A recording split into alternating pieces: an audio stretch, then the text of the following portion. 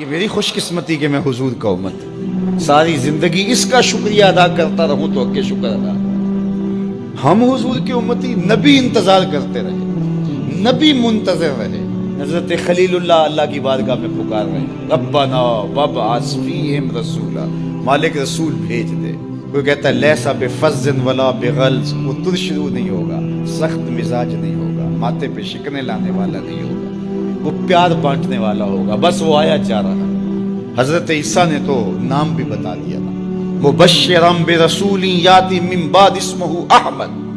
لوگوں میں جا رہا ہوں، چلو نام بھی بتا دیتا ہوں، میرے بعد جو آنے والا اس کا نام احمد ہوگا. نبی انتظار کرتے رہے، 12 نبیوں نے انتظار کیا حضور کی امت میں ہونے کے لیے، تمنا کی.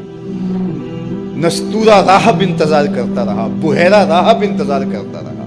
شب ہجر کی سختیاں کوئی اس سے جا کے پوچھے، تیری راہ تکتے تکتے جسے صبح ہو گئی. زندگیاں گزار دی انہوں نے. سلمان فارسی کی کہانی سن لو. مجوسی کے بیٹے تھے، حق کی طلب میں نکلے، باپ نے گھر سے نکال دیا.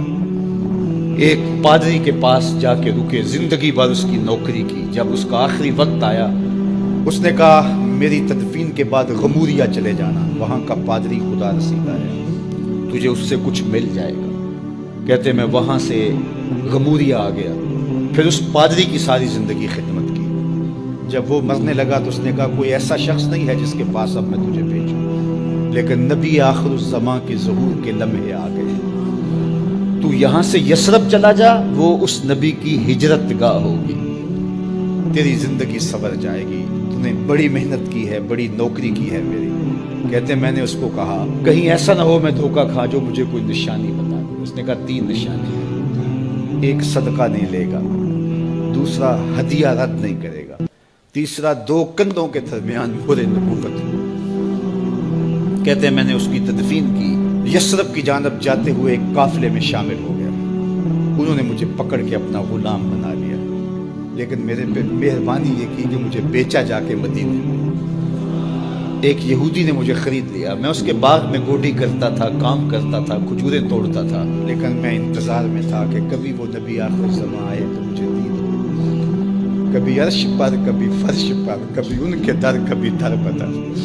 غم عاشقی تیرا شکریہ میں کہاں کہاں سے گزر گیا.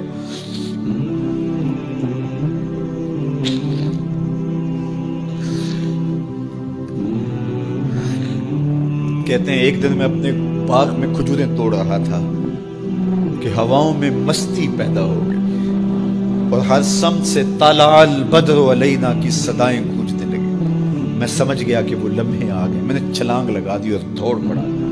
میرے آقا نے سمجھا شاید غلام بھاگ گیا. اس نے دوڑ کے مجھے پکڑ لیا. میں نے اس کو کہا کہ میں نوکر تیرا ہی ہوں، لیکن دل نوکر کسی اور کا ہے. میں بھاگوں گا نہیں، مجھے جانے دے. میں کچھ کھجوریں لے گیا تھا صدقے کی نیت سے، جا کے حضور کو پیش کی. آقا کریم نے فرمایا ہم نبی صدقہ نہیں لیتے. کہتے ہیں نشانی ایک پوری ہو گئی. کہتے ہیں کہ میں کچھ دنوں کے بعد اور کھجوریں لے گیا اور میری نیت ہدیہ کی تھی. میں نے پیش کی، حضور نے قبول فرما لی. لیکن میں بھی کہتا تھا تیسری نشانی بھی پوری ہو لے تو پھر مانا. اور وہ کیا تھی؟ 2 کندھوں کے درمیان مہر نبوت. کہتے ہیں ایک دن حضور میرے باغ میں آئے اور آقا کریم نے اپنے مبارک کندھے پہ چادر رکھی ہوئی تھی اور چادر کی اوٹ میں مہر نبوت چھپی ہوئی تھی. اور میں پیچھے ہو کے دیکھتا تھا اور میری آرزو یہ تھی کہ کوئی تیز جھونکا ہوا کا آئے اور چادر ہٹ جائے اور میں مہر نبوت کی زیارت کر لوں. حضور میرے ارادہ قلب سے آگاہ ہوئے. فَأَلْقَى إِلَيَّ رِدَاءَهُ، حضور نے چادر اتار کے میری جانب پھینکی اور پھر ایسے رخ کر کے فرمایا انظر الی ما امرت بہ. اس پادری نے جو بتایا تھا دیکھ لے آ کے. تو کہا میں نے دیکھا کہ حضور کے رخ کے درمیان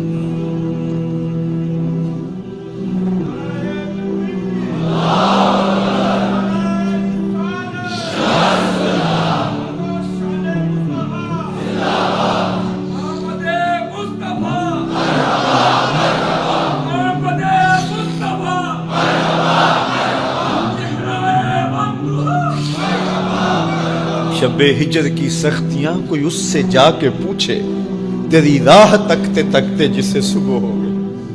ہم نے تو کوئی انتظار نہیں کیا نا، ہم نے تو کوئی دکھ نہیں سہا.